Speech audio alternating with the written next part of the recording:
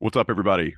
Inside Carolina is bringing you another episode of the Coast to Coast podcast. I'm Joey Powell. We are brought to you by Johnny T-shirt.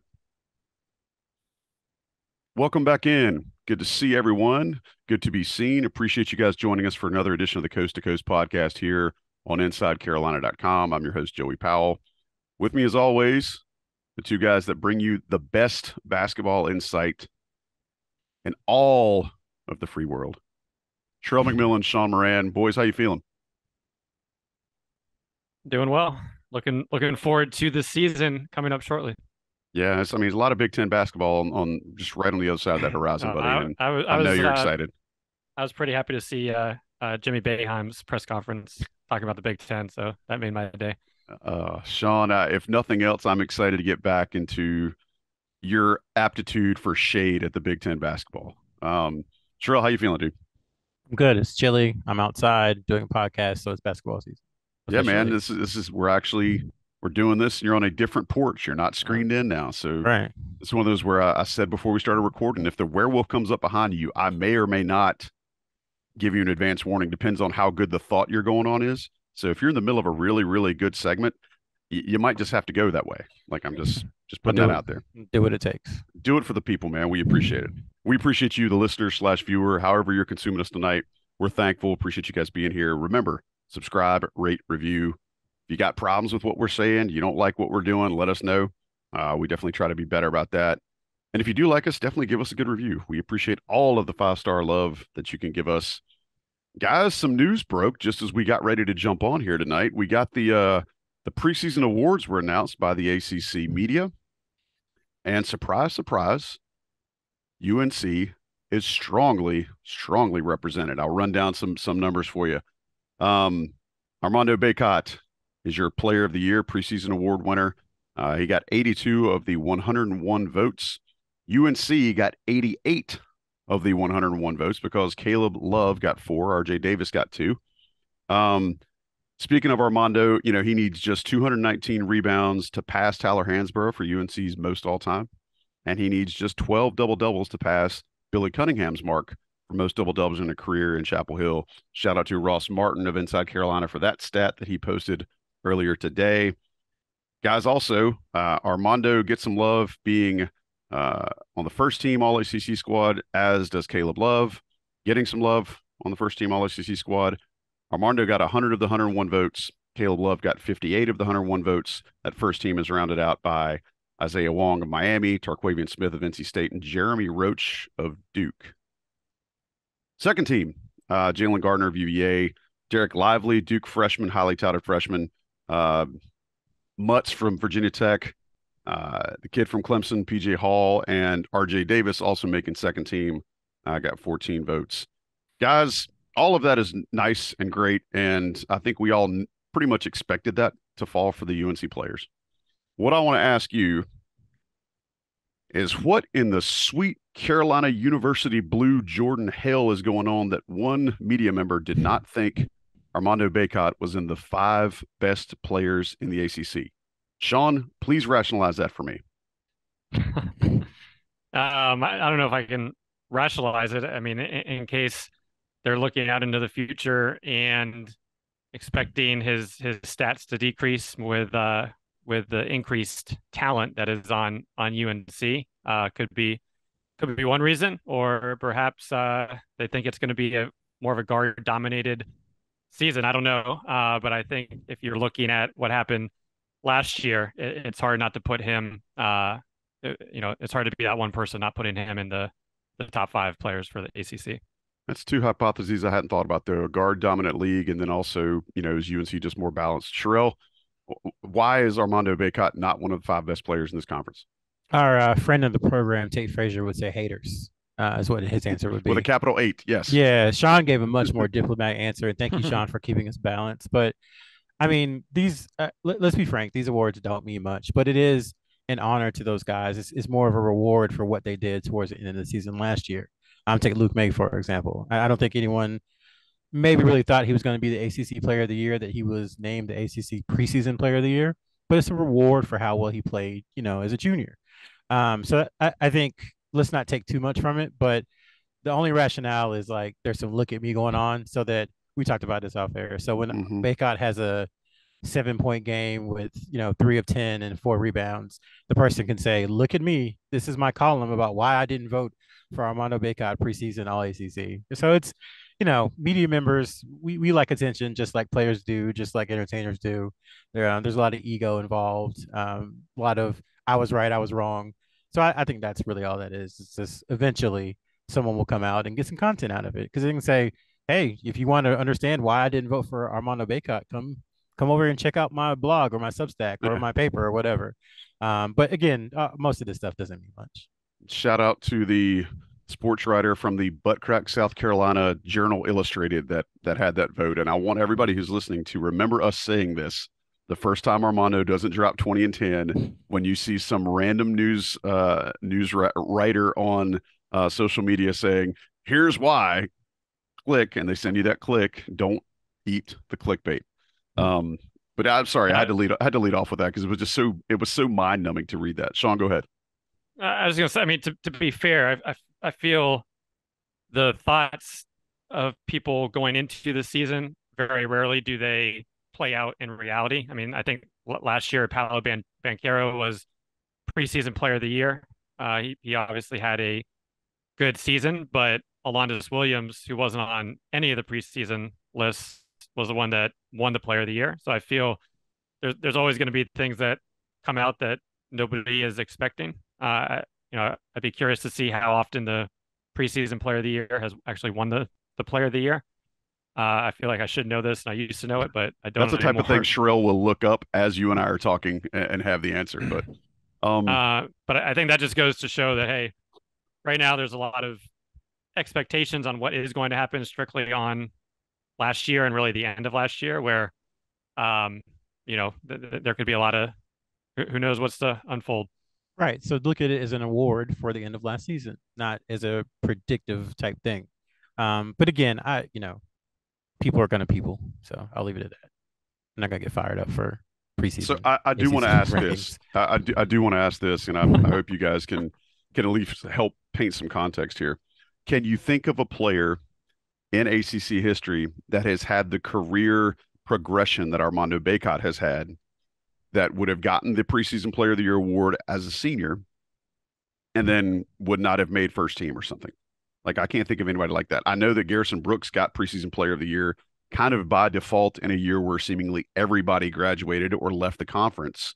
And in a year where, COVID had a lot of things sideways, but I can't think of anybody that would have had the sustained growth that Baycott has had in rounding out his game and advancing, different parts of his game to get a preseason player of the year that would totally fall off. Like, I think Sean's example of Alondas Williams is a good one, but that's a guy like coming out of nowhere, not a dude just absolutely going in the tank unless he was injured. I mean, can anybody think of anything like that? Or I don't see that.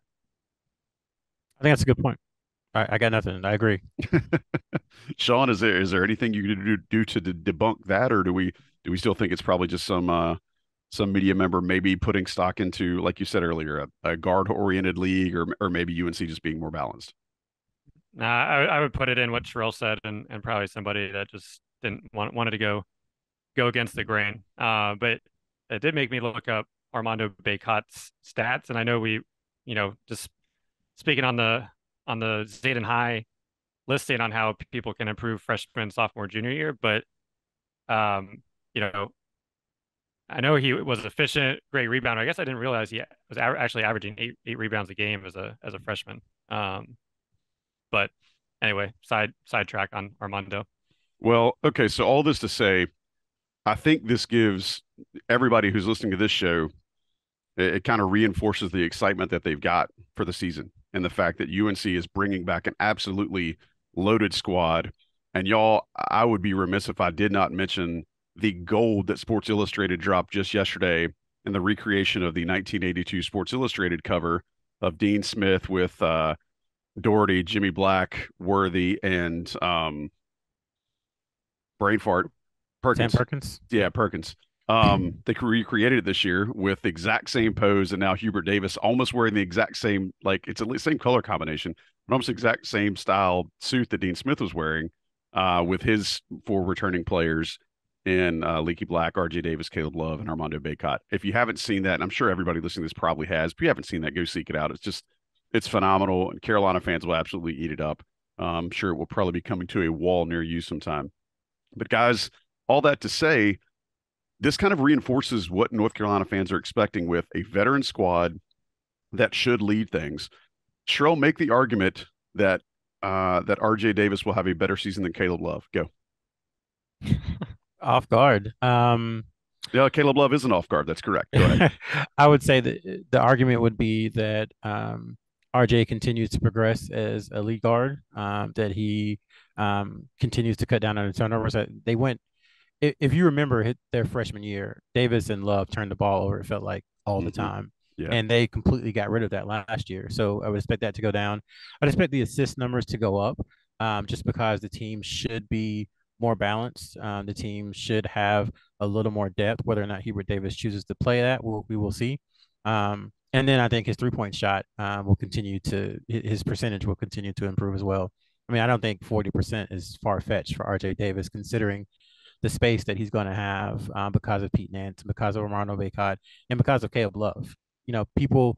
I remember listening to something about football talking about gravity. I think it was Staples. He was talking about how Josh Downs, he kind of sucks people in with his gravity. And I think Caleb Love is going to do a lot of that because he makes so many tough shots, and then RJ is going to be a beneficiary of that.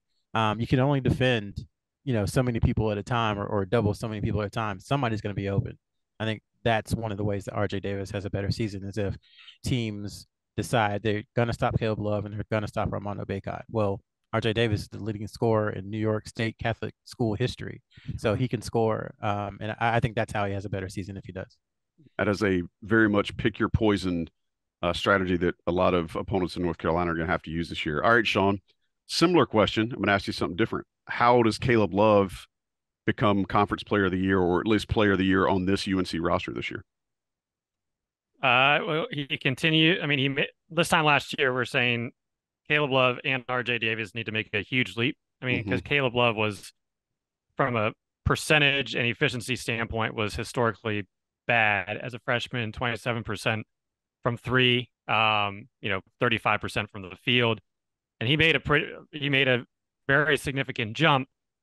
At the end of the year, his efficiency numbers were definitely decreasing, just barely over 100 on offensive rating, and finished 36% from three.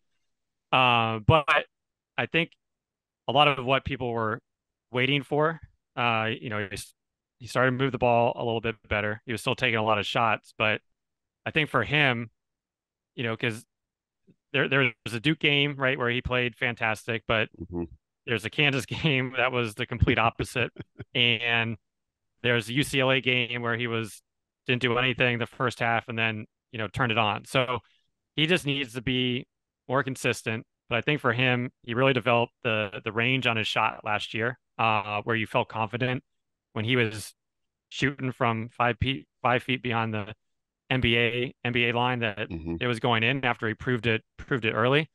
I think as a freshman, his most comfortable spot was pulling up from 15 to 17, kind of in that range. But it's really, can he get to the basket and finish? And I think we started to see, the Duke games, we saw that. The UCLA game was what got him on track, was attacking the rim and finishing. The Kansas game, he had that attack and got blocked from behind. But I think it's really, really that if he can improve his ability at finishing at the rim versus what we used to see jumping off the left foot, kind of falling back, taking a bad shot. If he can truly show that ability to score 3 levels consistently, that's going to be what gets his game up to the next level, and what, in my opinion, what will be needed for UNC to, be a top team.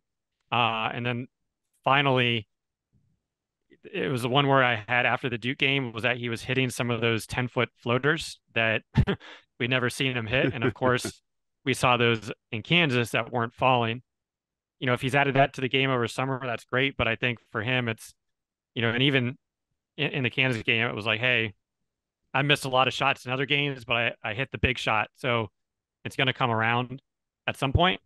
And there will be those games where he needs that time to get acclimated. But he just has to be more consistent and show that three levels, and it could be a possibility. Yeah, man. The adage has always been shoot or shoot. I'm going to ask you a quick question, yes or no. Does Caleb Love, if you're the coach, still have the greenest of green lights coming this year? Or do you try to get him to spread it around a little more? He has the green light, but you probably have a quicker trigger when it's not, if he's taking bad shots is one thing, but um, if he's going 7, 8 in a row, you got Seth Trimble waiting on the bench to provide a different spark. Sherrell, you got something you want to add on there? I was going to say there is precedent for a UNC team with a dominant big man the previous year who was in the Final Four, who was an All American type, kind of ceding control of the team, so to speak, to a lead guard the next season. And that lead guard helping propel them to the national championship. That's kind of the transition from Tyler Hansbrough to Ty Lawson. Hansbrough was still great that year. He was still an All American, still All ACC, but the team kind of went more as as Taiwan Lawson went, and so there's precedent for it. It's happened before. So, there could be a situation where the guards start, to Sean's point earlier, start to take some of the control, um, some of that scoring from Baycott and kind of take over. Because junior guards, how many teams can say they have junior guards who have basically started every game since they've been on campus? Not many teams can say that. So just it's happened before. I don't know if it'll happen this year, but we'll see. Well, if anything we've learned is that veteran guards will take you a long way in the NCAA tournament because we see it every year, regardless of what's happening. The teams with veteran guards usually do fairly well. And the other thing too, and this is not saying anything about Roy Williams or how he did things, but the guards in Hubert Davis' system have a lot more freedom than Taiwan Lawson did back then. Yeah. So I don't want to call it takeover. For those listening, I'm doing quotations. A takeover by the guards would probably be easier in this system than it would have been back in 2009. So I also want to make sure that we mention, I talked about that Sports Illustrated recreation cover. The one big thing missing from that 82 cover was a guy that turned out to be okay and named Mike Jordan. So I'm assuming that cover omitting Pete Nance this year means that Pete Nance is the next Michael Jordan. That's the only thing I think we can take away from that. Guys, we've talked about Pete Nance ad nauseum here. I'm assuming we're going to talk to him more, but based on the clips that we've been able to see from UNC, I want to ask you about those, but also talking to players around the program. Do we feel like Nance is kind of fitting in and doing exactly what the coaches wanted him to do, Sherrell? Yeah, so something we left out of the James Brown interview, which I guess we'll talk about him a little bit later, but his dad was talking about watching practice, and he said one of the things that blew his mind was that there's Pete Nance out there at 6'10", very tall and lanky, just hitting three after three. He was like, I didn't count how many it was, but just didn't miss. He said, so you're not supposed to see a guy that tall with that kind of skill shooting threes like he does. So there's that. Obviously we've talked about he's not a Brady Manic replacement, but he can shoot. He probably not the shooter that Manic is. Not many people are, but he has that going for him. And then another thing, in talking to recruits who have watched practice, they all come back talking about how locked in the team is together. They talk about how there's a mutual respect between Hubert Davis and the team.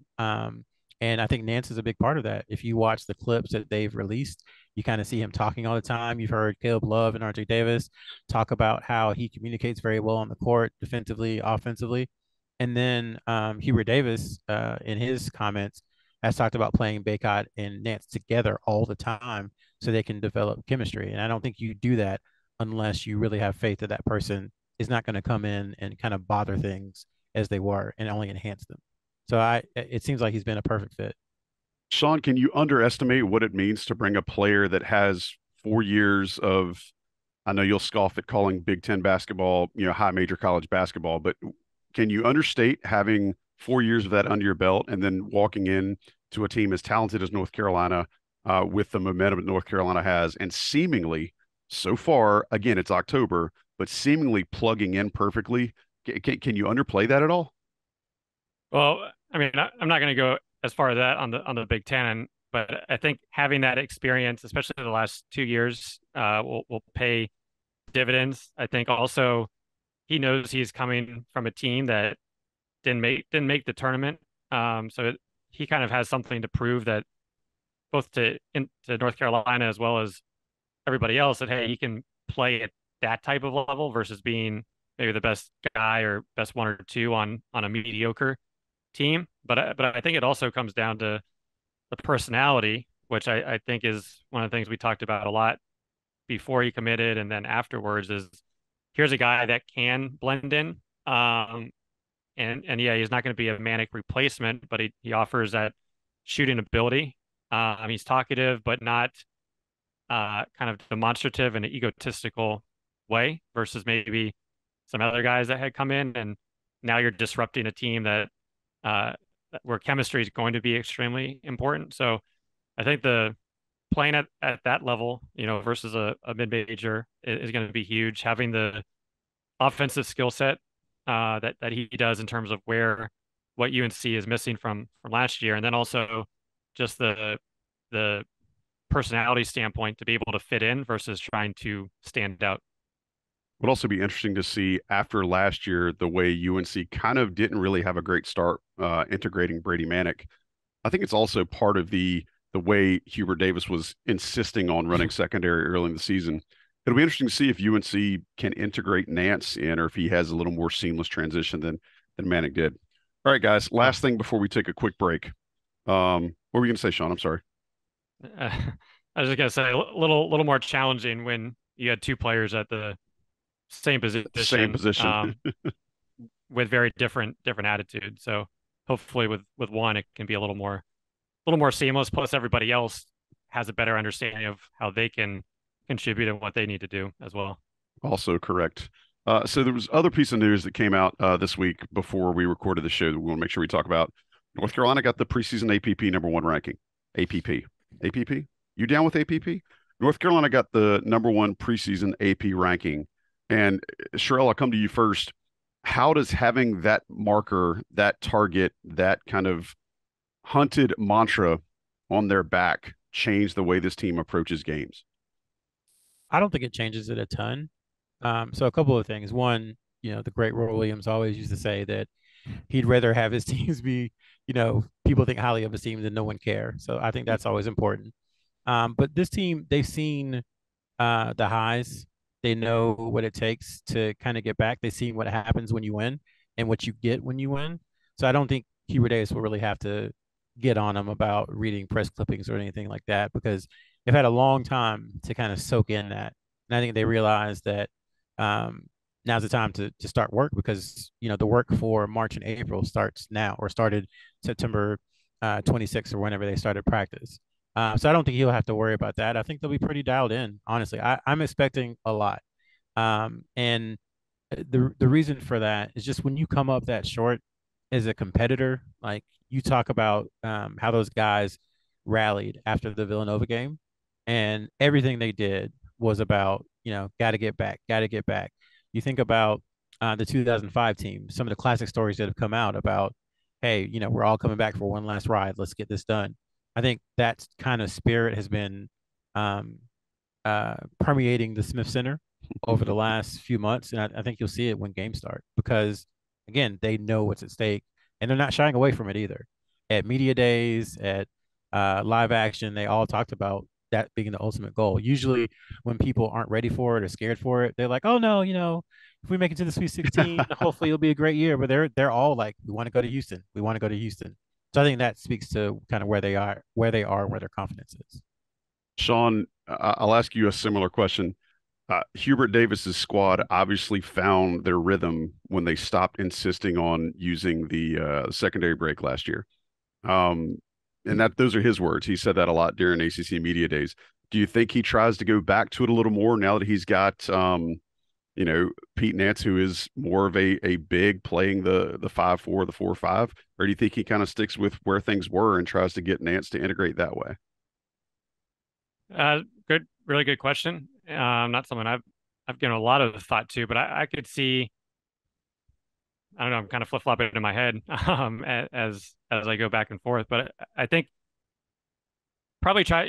It'll be I think integrated a little bit, but I think knowing what worked well for the team and knowing Nance of trying to integrate him more into what was successful for the team at the latter part of the year, I think is probably what we'll see with a little bit of the secondary break mix in as well. Well, I integrating things is important this time of year because I've integrated a sweatshirt into my wardrobe as it was supposed to be down to the 30s tonight in Central North Carolina. Sherrell's also wearing a hoodie. Sean, you're inside wearing a polo because you live in California and nobody likes you. But if you need to get hoodies, Johnny T-shirt's your spot. They will help you integrate your wardrobe from summer to fall with the quickness. I was actually on the site last night, knowing that we were going to record today. Got a lot of new fall stuff. I'm a big fan of the quarter zip, and man, they got quarter zips galore. If you're a fan of the quarter zip of any brand, they can probably get it for you. If they don't have it, most likely they have it on their website. But Johnny T-shirt, the friends of integrating your wardrobe and helping you make that switch over from, the very, very summery, lighter gear to starting to thicken up and being able to layer. JohnnyT-shirt.com, Inside Carolina premium subscribers get an extra 10% off the top of their already great prices. Or if you're going to be in for homecoming against Pittsburgh, 8 o'clock kick, you've got all day to go to Johnny T-shirt. Sherrell, I'm figuring you'll probably go to Johnny T-shirt that day at least twice. So Johnny T-shirt, East Franklin Street in Chapel Hill. Go in and see them. We appreciate them. Locally owned, alumni operated, just such great people. They've been supporting Inside Carolina for years. They love our content. We want you to love them. Pretty simple. Take a quick break. Let the national guys drop some of their advertisements in here. We'll be right back in just 1 second here on the Coast to Coast podcast on InsideCarolina.com. All right, we're back. Coast to Coast still with you. We did drop a podcast earlier this week, an emergency version, giving you the update of Zayden High committing to University of North Carolina and Hubert Davis. Got to see him play a little bit later that night, but let's talk a little bit more recruiting stuff. We can give you a proper recruiting rundown here. Since we last spoke and had like I said, a proper Coast to Coast podcast, UNC hosted 2 official visitors, Elliot Cadeau 2 weeks ago, and then James Brown got up off that thing and came to Chapel Hill. Sherrell, tell us a little bit about both of these players. If you want to split them up, we can do that. Or if you'd like to just kind of give some feedback from each one, that'll be great. And then we'll maybe take a 2024 total reset of who's got offers on the board. Just Lord help us if UNC gets a commitment from James Brown, because then we'll have Zayden High and James Brown, and the jokes will just never Look, stop. man, I am fully embracing the possibilities of my dad joke Hall of Fame ballot being cemented over the next couple of years if that happens. Go ahead. It'll be every game. But yeah, so James Brown, he is a 6'9", 6'10-ish forward / center, I would call him, from Chicago. He goes to St. Rita in Chicago, a really good school that has a bunch of high major players and has produced a bunch of high major players over the years. He came down with his parents, and they got there Friday evening, and they spent a couple of days there. We have a pretty good rundown if you want to check it out on the premium board of the visit. But I guess the impressions we could share is just that they really valued the North Carolina basketball program and its history.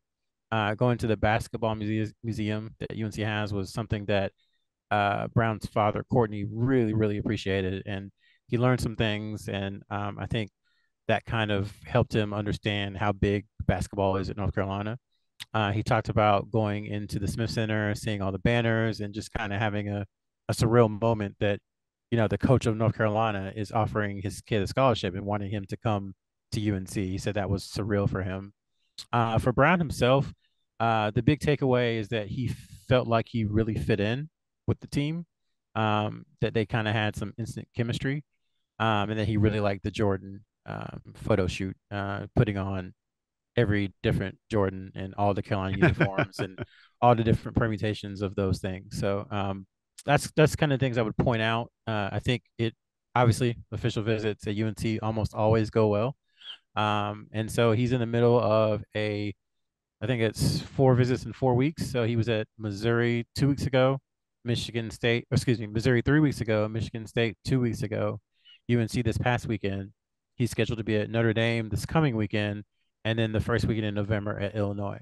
And we're not sure what's going to happen after that. He said basically that he'll kind of see and reevaluate things after he finishes that Illinois visit. I do think Illinois is up there. I think that's tough competition for UNC. A lot of advantages that Illinois has. They have his AAU organization, Mean Streets, which is the one that Jalen Washington also played for, has one of the program director, the former program director, is an assistant coach at Illinois now. They also have one of his former high school teammates who's there and recruiting hard. And, it is the hometown school. So there's something to be said for that, too. Oh, I won't say hometown, home state school. So there's something to be said for that as well. So that's the 5 official visits: Missouri, Michigan State, UNC, Notre Dame, Illinois. I think other schools are still in the mix, but we'll see kind of what happens after that Illinois visit. Sean, will come to you a little bit about Brown's game. You did get to see him out in KC. What are your impressions about him? I mean, I think he's ranked the #1 player in the state, according to 24/7. What are your initial thoughts on his game, and where do you think he probably lands as far as early playing time, regardless of where he commits to? Yeah, well, he's the first true big that was offered by UNC in the 2024 class.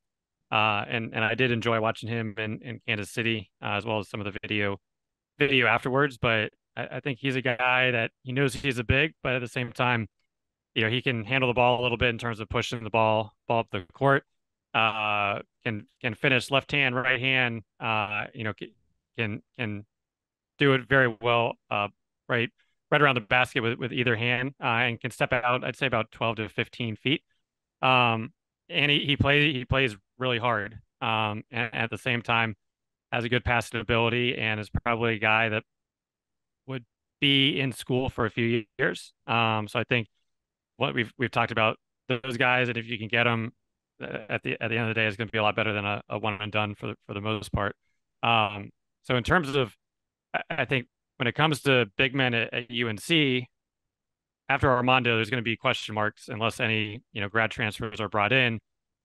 Those could easily be answered in a year, but as of right now, we don't know how Washington's injury history is going to be, or how Shaver adapts to the level, or Zayden High. How does his shooting, or is he trying to be more the big 4 or the 5? So there are a lot of question marks, and I think Brown would definitely come in as a solid option that maybe he's not starting from day one, but he's going to be competing for playing time from that day one, and will only continue to grow over the sophomore junior season.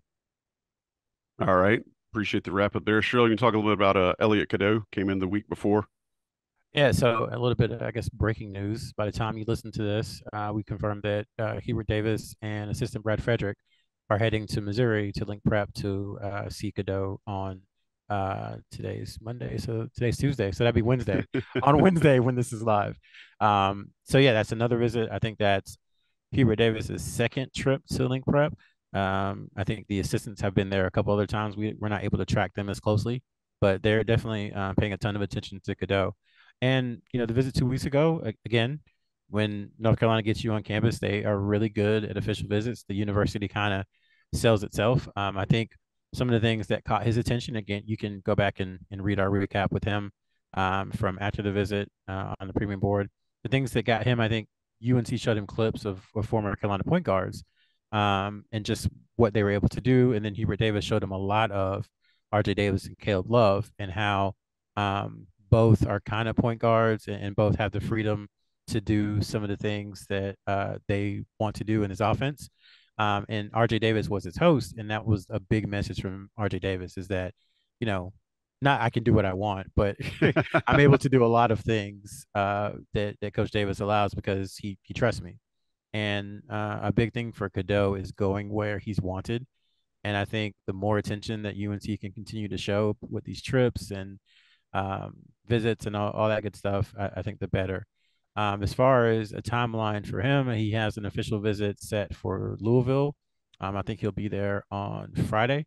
And then after that, I don't think anything's set up yet, though he's talking to a few other schools. And he basically said he's looking to, after his visits are done, he probably would have an idea, but make a decision / announcement before AAU season starts. And that this year, there's a schedule change. AAU season begins in late April.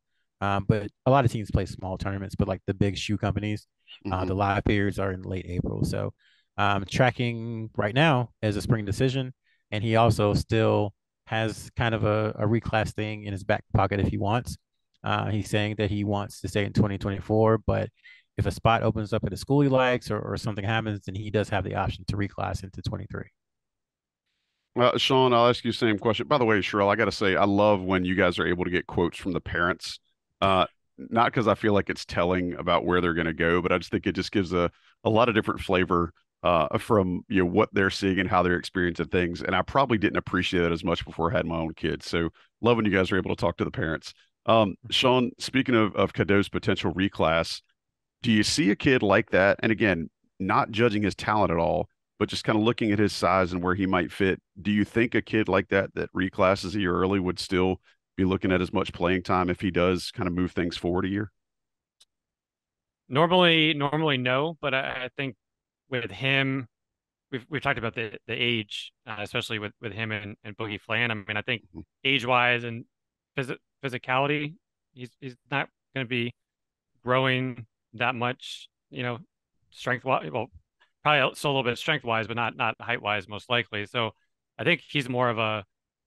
It would be easier for him to make that jump versus somebody else. So I wouldn't be as concerned with him on that. But I think just it is something to monitor. It was something we had brought up in the summer on this situation, the Ian Jackson as well, and I think it's going to be something that it's not going to be these one-off situations. I think we're going to have to continue to monitor it, especially if somebody is older and has that opportunity. And then it goes to what are UNC's needs in terms Mhm. of position, knowing that Seth Trimble will potentially be going into his sophomore year. I mean, once again, maybe he explodes and people love his athleticism and he's one and done. That hasn't normally been how it has been at UNC, but once again, it's a lot harder to predict how rosters are going to look 1 to 2 years out now than they used to be. Let me ask you a little different question. If these guys do reclass, do you think reclassing becomes so much more popular that guys will start playing a year up? And like, do you think that'll become more prevalent in the AAU circuit? Yeah. I mean, I do think it'll, especially as we see the rules continue to change and what the NBA is looking for. I think it could could become more popular. Especially what we saw this summer of people trying to get to the NBA sooner. But once again, we've seen a lot of times where they want to get in early and they're not ready. I mean, it's still a huge jump no matter what level of high school you're playing on to college. I mean, especially at the guard spot, where it's certainly no slam dunk when they do come in. So I think it has to be the right level of talent, right situation. But I do think it'll, to your point, start to be maybe more of a trend on the AAU circuit, which then goes to the high school and college levels. Sherelle, you want to add in something right there? It was basically that point is Cadeau is very aware of, especially the point guard position, guys who reclass and it just does not go well. Hmm. Guys who are ranked he's the number one point guard. There's been other point guards who were number one in their class, reclass, and their career just never took off. I think Christian Lander. yeah, I wasn't gonna say any names, but you brought it up. That's a great example of someone who he's a similar size. He's not a big guy, not a super athlete, and it just for whatever reason after the reclass it just didn't work out for him, and he's at a different school now. So Cadeau said he's very aware of that, and he doesn't want to kind of start off on the bad foot of his career by reclassing and maybe stunning his growth. So I think that is a positive for UNC, who is definitely recruiting him in 2024. All right, boys. Appreciate the resets there. Why don't we take kind of a step back and let's get a little wider angle lens on the 2024 class as a whole. Cheryl, do you want to reset that maybe and say, if you could say right now which guys that UNC has offered are closest to kind of ending their recruitment, regardless of whether it's towards UNC at all. I think they got 8 or 9 offers out right now. Yeah, so let's call it active offers. So the Okay. active offers are Elliot Cadeau, Boogie Flan, Ian Johnson, Trenton Flowers, James Brown, and Jaron Stevenson. I would call those the active ones at the moment.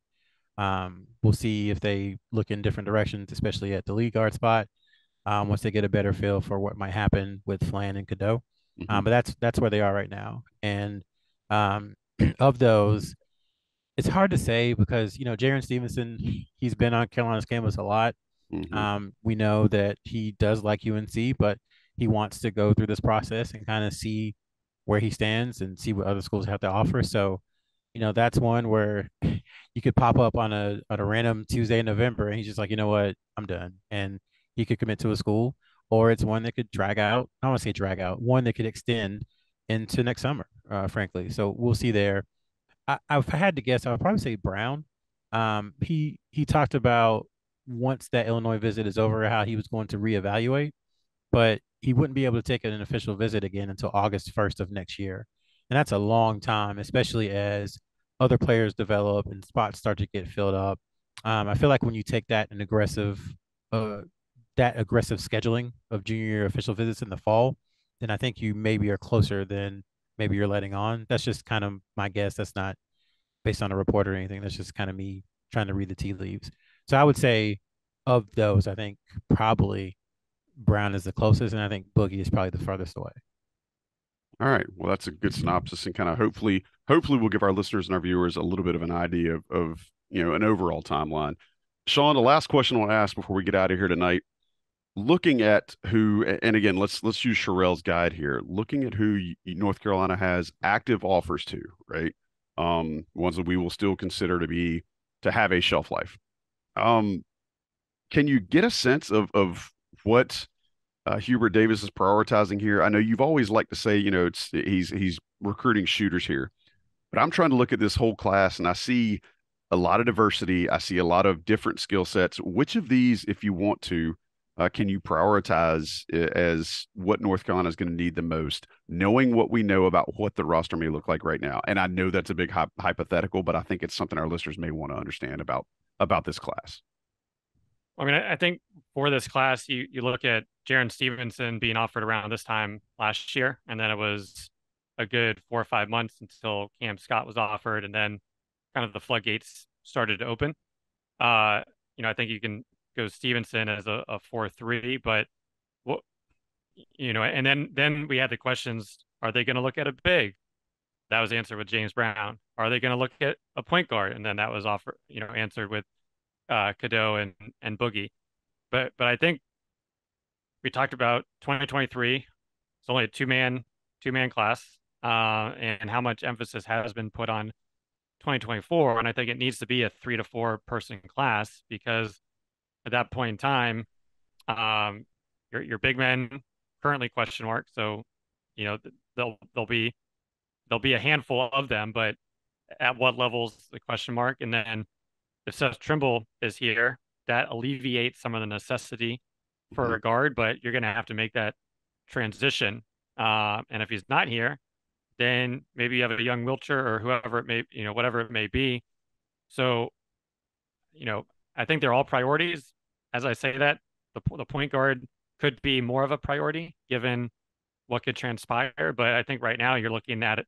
You have Drake Powell, so there's your wing spot. I always thought they might get two, but it's been noted Drake is the guy. But if you're looking at a 3 to 4 person class, really every position or versatility has to be considered. All right, fellas, been a good show. We get a lot out there. We've talked about a lot. We talked about everything from this year's team, preseason, postseason, you name it.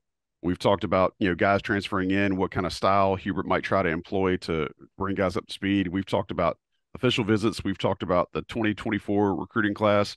We put a lot on the table. Is there anything that you guys want to add? 2 cents time before we get out of here, Sherrell. I've got 2 pennies. 2 pennies. Throw them at me right in the so fountain. I'm going to say the super soft. The secret scrimmage is on Saturday.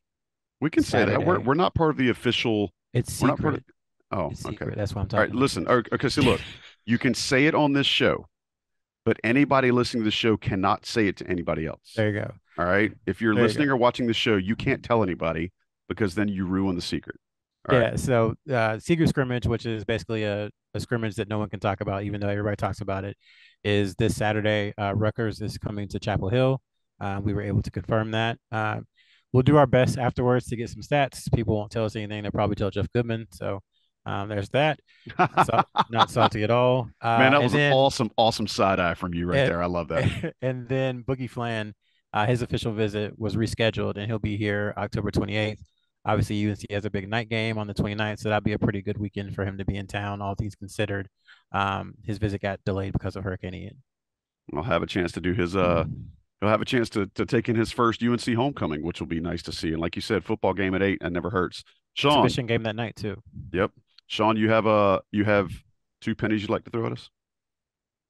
But I think the one penny is that it is very nice to be having these discussions after the last few years of UNC being, on Sports Illustrated #1 or being in that top, as a top team. Especially, it was really a long 2.5 plus years of not going through that. So, Sean, who hurt you? Who hurt you, Sean? You seem like you're struggling, man. I'm glad to have you back. Well, going into who hurt me. I mean, it was the emergence of the one and only Leaky Black. After I think the Virginia Tech home game, in terms of starting to be that player that everybody had anticipated, and I still do think he is going to be.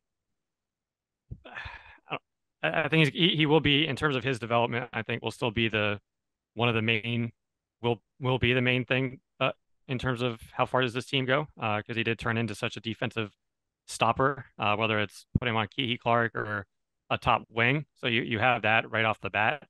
But once again, offensively, we saw it in the Final Four where teams would, or UCLA, continue to play the safety on other players and almost let him shoot, which he did. And if he's able to even just shoot consistently, we don't need it to be 40%, but if he can just shoot consistently, that is going to make it a whole lot easier for everybody else on the team. Be a threat. Just be a threat. I think that's an awesome point. I would also like to point out, if anybody has seen the new NIL deal that Leaky has with a plumbing company, the commercial he did. The commercial he did, it was kind of a pseudo press conference. Go seek that out. It's actually high quality entertainment.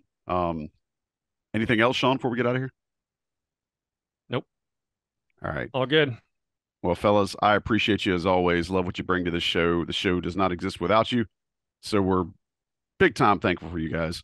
As always, appreciate the insight. Those of you listening, I'm glad you're here too. Glad we gave you a proper show after having the Emergency Zayden High recruitment commitment show. We'll be back again in a couple of weeks, and who knows, once the season gets started, we might even start doing this weekly again. But for Sherrell McMillan, for Sean Moran, thanks to Johnny T-Shirt, thanks to John Siegley for producing. I'm just Joey Powell. We'll catch you guys next time on the Coast to Coast podcast here on InsideCarolina.com.